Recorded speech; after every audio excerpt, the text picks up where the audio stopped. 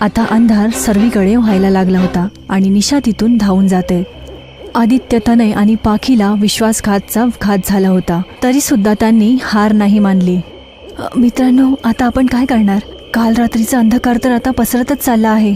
मित्रांनो, घाबरायची आवश्यकता नाहीये.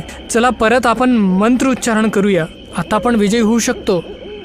हो, तू बरोबर बोलतोय. आदित्यचं बोलणं ऐकून सर्वांचा हौसला वाढतो आणि तिघांनी डोळे बंद करून परत मंत्र वाचायचं चालू केलं. आणि परत अचानक हवा एकदम वाढायला लागली आणि रोशनी त्यांच्या अंगावरती येते.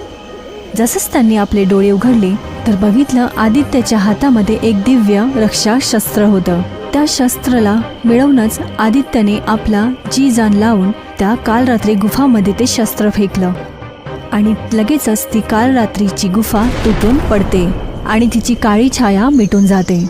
आपण जिंकलो मित्रांनो. तिघही मित्र मिळून आपली जीत मनवत होते, पण तेवढ्यातच तो जादुई झाड तिथे येतो. शाबाश मुलांनो, तुम्ही लोकांनी हे सिद्ध केलंय की खऱ्या मनाने आणि एकजूट होऊन आपण अंधकारला हरू शकतो. वृक्ष देवतांचं बोलणं ऐकून तिघही खूप खुश होतात. शेवटी आदित्य, तनय आणि पाखी वृक्ष देवतांचा आशीर्वाद घेऊन हिमराग गाव परत येतात.